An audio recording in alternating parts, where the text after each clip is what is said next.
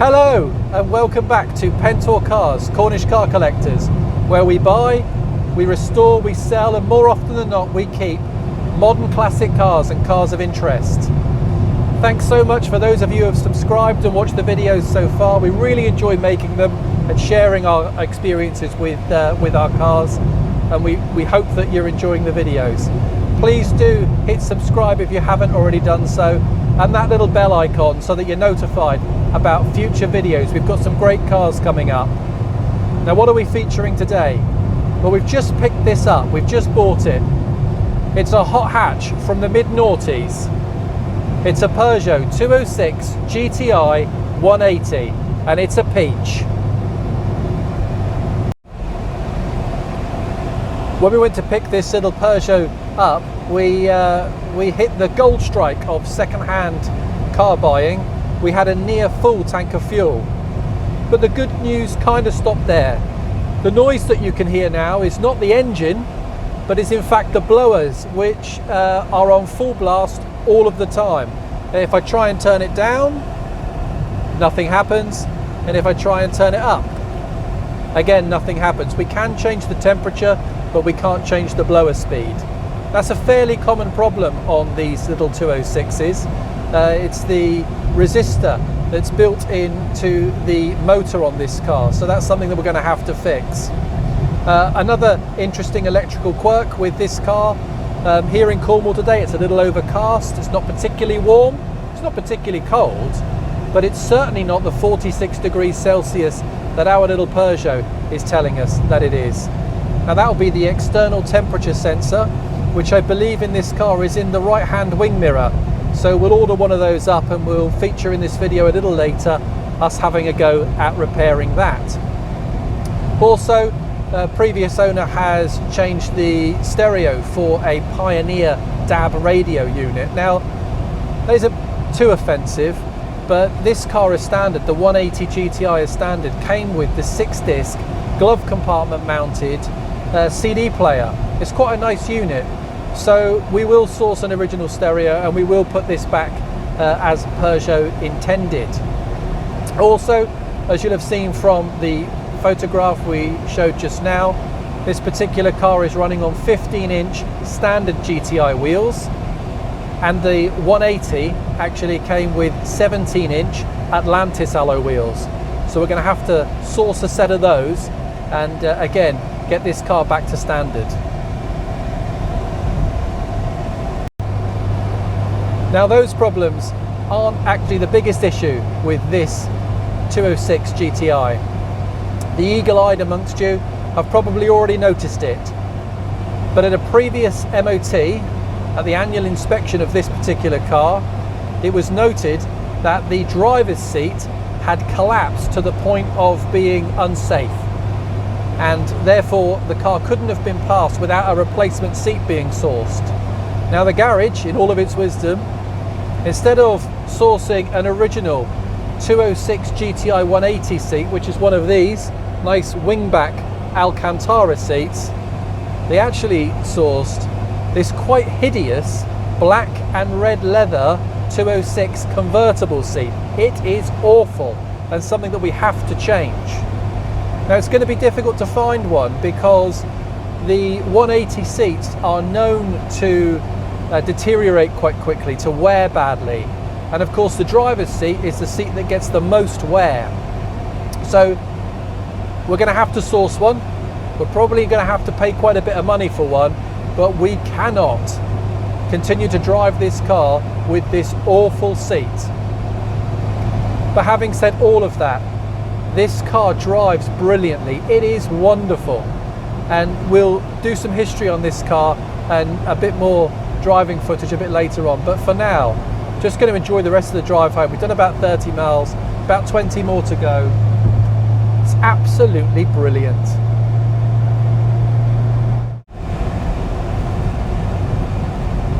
So we're nearly home now, done about 65 miles. Car driving so well. Suspension sounds, feels good. Steering is sharp, responsive, no issues. The power delivery is brilliant. Gearbox feels good. Mechanically, this car is excellent. We've got a few cosmetics to do.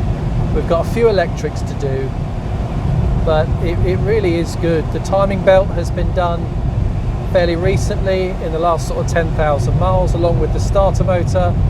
The previous owner has serviced it every 10,000 miles for the last couple of years, and before that we have a stamped history up to just over 70,000 miles. So we can say this car's really got a full service history,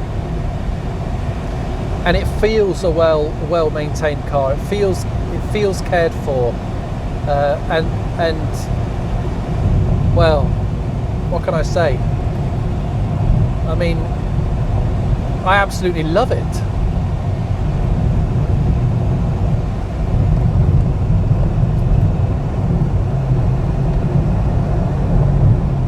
Oh, it holds the road so well. Loves these twisty roads. Looking forward to having this one in the collection for a few months.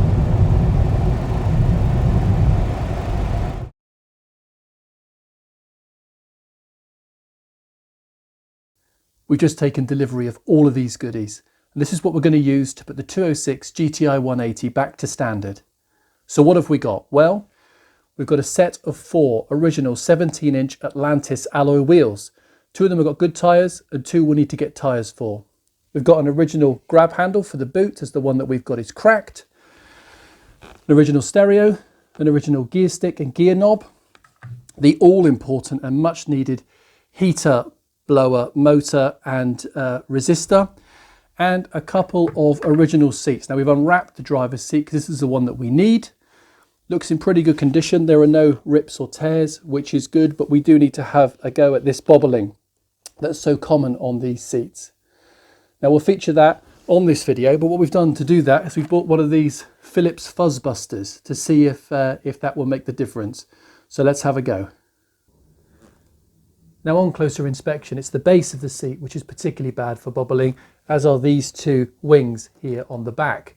Now I've not tried one of these before, it's brand new, picked it up yesterday, but a friend of mine in the motor trade says they're great and has had quite a bit of success with them. So let's have a go.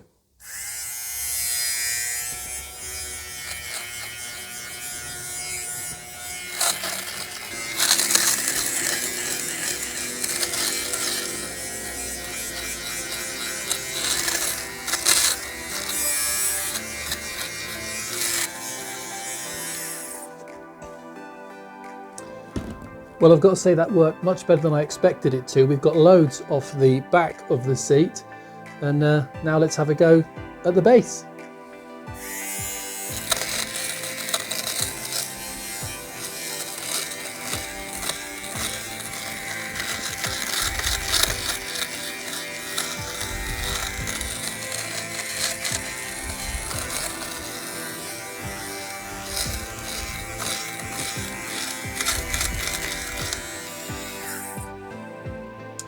Well, look at that, it's full. And it's worked really well. I can't believe how well this seat has come up. A bit of a clean and it'll be ready to go back in the car.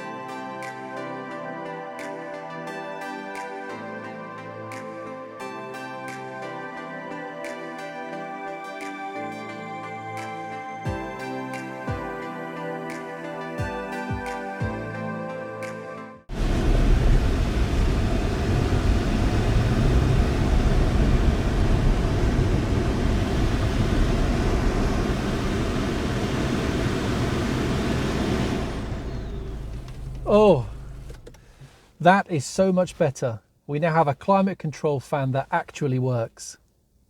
Do you know, it doesn't seem that long ago that I was regularly spotting Peugeot 206 GTIs and GTi 180s on the road, and latterly congregating in car parks with like-minded hot hatch enthusiasts surrounded by desirable hot hatches of the time. But all of a sudden they seem to have disappeared, and spotting one in 180 brake horsepower form is a rare sight indeed. When we think about hot hatches, we tend to overlook the 2000s, but I don't think that's entirely fair. After all, it was early 2000 hot hatches that gave us the Honda Civic EP3 Type R, the Renault Sport Clio 172 and 182s, the Ford Fiesta Mark V ST, the Mini Cooper S and the MG ZR 160. In fact, when you think about it, the early 2000s could have been the last time that we had proper hot hatches. Since then, everything seems to have gone north of 200 brake horsepower with four-wheel drive and flappy paddle gearboxes and so on. The early 2000 hot hatches were good cars, and the 206 GTi 180 has to be one of the most handsome. We've almost finished the work on ours. Just take a look. The 206 GTi had some big shoes to fill, and Peugeot didn't necessarily get it right straight away. But to understand a bit more about it, we've got to go back a few years. In 1983, Peugeot launched a car that would change the very fortune of the company. The 205 was a near instant hit and won European Car of the Year and broke the then sales record for Peugeot. And shortly after, they gave us the 205 GTi, which is widely considered the best hot hatch of all time. Now, we have actually featured our own 205 GTi here on the channel in an early video, so please click the link above or the one in the description to see a little bit more about that car. Anyway, in 1991, production of the successful Peugeot 205 came to an end, and Peugeot replaced it with two models, a Super Mini Peugeot 106 and a Ford Focus or Volkswagen Golf size Peugeot 306. Now, Peugeot had expected buyers of the 205 to migrate to the 106 or the 306, but that didn't really happen. And with sales of the likes of the Ford Fiesta or the Volkswagen Polo performing very well, and with Peugeot not having a direct competitor, they needed a replacement to the 205, and they needed it quick. And in 1998 came the Peugeot 206. Peugeot went all out on styling, drawing upon the support of the Italian designer Pininfarina, and their goal was to create the most beautiful Super Mini of the time, and they certainly succeeded as buyers flocked to the 206. However, with beauty comes compromise, and one of the compromises of this lovely sweeping windscreen is that the driver and passenger seats were pushed further back in the car, thus reducing the legroom for the rear passengers. But it is a pretty thing, and if you sat in the front, you've got loads of legroom. So, on to the hot versions of the Peugeot 206. Well, the warm and the hot version of the Peugeot 206. In 1999 came a 2-litre, 137 brake horsepower 206 GTi. This was exciting news for hot hatch fans, as the Peugeot 306 GTi 6 was nearing the end of its production, and we'd been without a 205 GTi for over 5 years. The original 206 GTi, or the S16 as it was called in France, was Peugeot's attempt to balance the comfort and the refinement of 90s cars with the handling and the feel of a hot hatch. But it had been comfort and refinement that had given us the heavier and less exciting Volkswagen Golf GTi and other hot hatches of the 90s. So was the 206 heading in the same direction? Well, under the bonnet was the 2-litre direct overhead cam 4-cylinder 16-valve engine producing 137 brake horsepower. I believe this was the same engine that appeared in the 406s of the time with the same power output. However, in the lighter 206 it delivered a 0 to 60 time of 8.5 seconds, which was okay, albeit it was 1.5 seconds slower than the Renault Sport Clio 172 of the time. But that original 206 GTi did win some praise for handling, particularly at speed. The steering was nicely weighted, and the feedback and the communication to the driver enabled the car to be driven right on the edge it was a really fun car to drive, albeit it wasn't very forgiving and would bite back if pushed too hard, as many owners found out, including a good friend of mine who crashed his nearly new 206 GTi back in the day. But a hot hatch should be loud and brash, with wheels right on the cusp of being too large for the car. A big exhaust that pops and bangs, front splitters and rear spoilers, bucket seats, chunky steering wheel, white dials and a gear stick with red numbers on top. It should be easily distinguishable from the standard car, and the 206 GTi, that original one, it just wasn't. Okay, so it had a chin spoiler, larger front fog lights and 15-inch sportier wheels, but they were only 15 inches on a GTi in the noughties. Inside you got sportier seats, drilled alloy pedals and aluminium gear knob and dash trim, but it still didn't feel hot hatchy enough. It felt more refined and comfortable, which is what Peugeot had intended at the time. Roll forward 4 years to 2003 and Peugeot give us this, the Peugeot 206 GTi 180, and it's here where they started to address many of the points that were missing from that original 206 GTi, but they had to. Hot hatches were moving on at pace, and to avoid the Peugeot 206 being outclassed by its rivals, Peugeot teamed up with Lotus to give us the 206 GTi 180, or the Peugeot 206 RC as it's known outside of the UK. As the name suggests, this car packs 180 brake horsepower. Well, 175. And that's thanks to a modified 2-litre injection engine with an upgraded cylinder head, variable valve timing and a modified exhaust. Peugeot also sorted the gearbox, lowering the ratios and enabling a short shift in the gear movement. But unlike the Peugeot 306 GTi 6, there was still no 6th gear, with Peugeot claiming insufficient space under the bonnet for a larger gearbox. Sharper handling also came with the 206 GTi 180 thanks to larger, wider wheels, stiffer springs, dampers and an anti-roll bar. But as we know, performing like a hot hatch and handling like a hot hatch is only part of the ingredients. The car's also got to look like a hot hatch. And this is where Peugeot really stepped it up with the 180. The most obvious upgrade are these Atlantis 17-inch 5-spoke alloy wheels, along with the boot lid spoiler, twin sports exhaust and the all-important red 180 badges. Sticking red numbers on a car always makes it a bit sportier.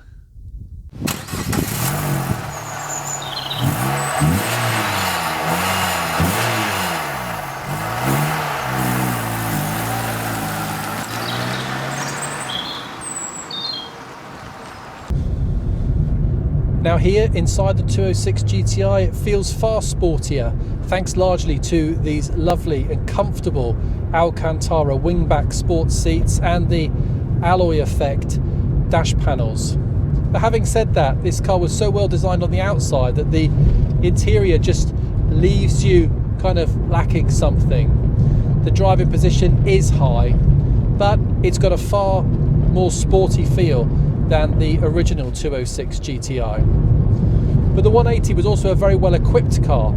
It came as standard with a 5-disc CD multi-changer, I think I said 6 earlier in the video. It came with digital air conditioning, it came with electric windows, electric folding mirrors, auto headlights and auto wipers. It's a very well equipped car. Now I made a video early in the channel's history about our 205 GTi, and I said during that video that Peugeot will never really, or they never have, relived the glory days of the 205 GTi, and that they came close with the 306 GTi 6. Well, I've got to say, they came close with this. It's really, really good.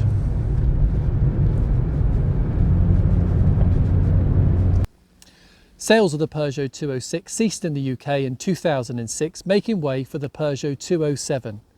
Although in Europe sales continued until 2010 and elsewhere in the world they continued for many more years. The 206 is actually the best-selling car Peugeot has ever produced, with over 8 million sold. Now that's not bad for a car that Peugeot considered surplus to requirement back in the early 90s. Now, the 206 GTi 180, or the RC if you're watching this from elsewhere in the world, It's becoming a very rare sight now, and with rarity comes demand, and I'm certain these cars are about to cross over to being classics in their own right. And with classic status and with rarity, prices start to rise. And if you're looking for a reliable, fun to drive hot hatch, well, you can't go wrong with one of these Peugeot 206 GTi 180s. I hope you've enjoyed watching as we've returned this 206 GTi 180 back to how Peugeot had intended it. There's one last job to do, and that's to fit this, the external temperature sensor, which is actually located in the left hang wing mirror, not the right. So we're going to do that job now, and this car's ready to go. Thanks so much for joining us. We do hope you've enjoyed the video. Please do subscribe, hit like and leave us a comment. It means a great deal. But from Pentor Cars, Cornish car collectors, on what is now becoming quite a dark evening here in Cornwall, it's bye for now. Bye bye.